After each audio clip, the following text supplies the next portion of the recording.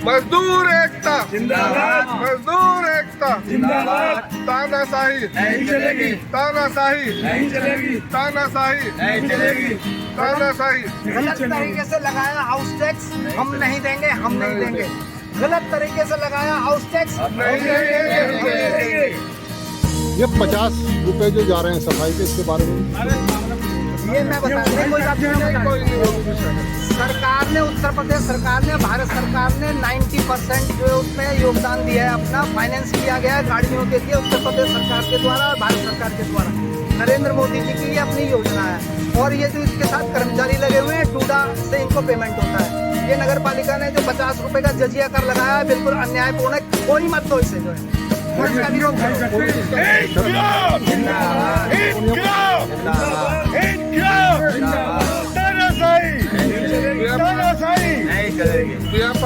व्यापारिक रूप से सरकार चल रही है, जगह जगह से पैसे किसी तरह से खींचना चाहती है, उससे जितने पब्लिक पर टैक्स लगाए जा रहे हैं और उसी का हम विरोध करते हैं और अपनी मांगे मनवा कर रहेंगे। हमें धरना प्रदर्शन करें, करना पड़ा, रेल रोकना पड़ा, कुछ नहीं।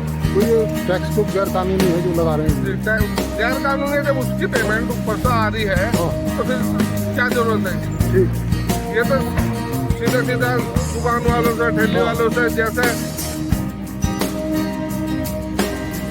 ये टैक्स बंद कराया था माननीय मुलायम सिंह जी ने, ये तो दोबारा से उसी तहबाजारी को दूसरे माध्यम से उसी तहबाजारी को चालू करने के चक्कर में है।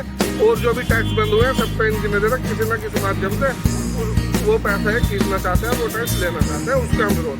जय हिंद, जय।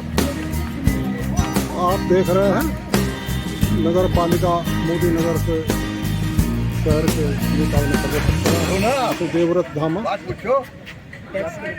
सैनी जी आप बताओ। ये सन 2014 से लेके 2024 तक नगर पालिका ने 2 शब्दों में डीएम से लेके सीएम तक ये लिख कर दिया कि ये सरकार की संपत्ति है। और 20 नवंबर 2024 को इलाहाबाद हाई कोर्ट का एक केस है 19/047/2022, फिर से बता रहा हूँ 19/047/2022, फिर 19/047/2022 में ललित त्यागी अकाउंट ऑफिसर वहाँ ये लिख कर देकर आए। और उन्होंने यहाँ भी 17 जुलाई को खड़े होकर कहा कि मेरे ऊपर डीएम का दबाव था और एडीएम का दबाव था, इसलिए मैं ऐसा लिख कर दे आया। वो लिख के देखा है, घुमाते रह गए कि मोदियों की संपत्ति है। ये करके इन्होंने मोदियों को छूट दे दी है कि 10 साल के अंदर वो हजारों करोड़ की संपत्ति सरकार की बेचे। सरकार की बेच के पब्लिक जो है यहाँ फिर जो है लड़ती फिरेगी आपस में, और सरकार भी मतलब परेशान हो जाएगी कि मोदियों से कैसे रिकवर किया जाए। ये एक बहुत बड़ा गेम जो है यहाँ की नगर पालिका मिलकर खेल रही है। और नगर पालिका की इसके साथ साथ यहाँ के राजनेता भी इसमें इन्वॉल्व हैं। मोदियों को छूट दे रखी है उन्होंने लूट करने की। ये सामने मोदी पॉइंट है, मोदी पॉइंट की 342 बीघा जमीन है जो सरकार के अंदर निहित हो चुकी है, लेकिन कोशिश की जा रही है कि किसी तरह से यहाँ के सारे राजनेता लगे हुए हैं कि ये जो है मोदियों को जमीन वापस हो जाए।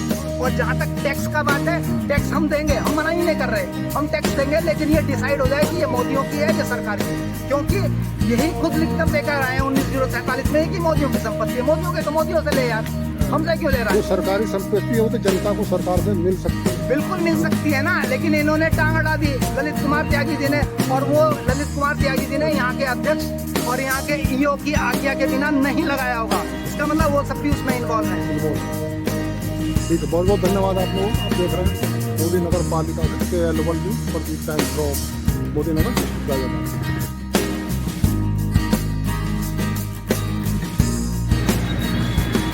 नमस्कार साथियों, मैं देवव्रत धामा, विधानसभा अध्यक्ष समाजवादी पार्टी मोदी नगर।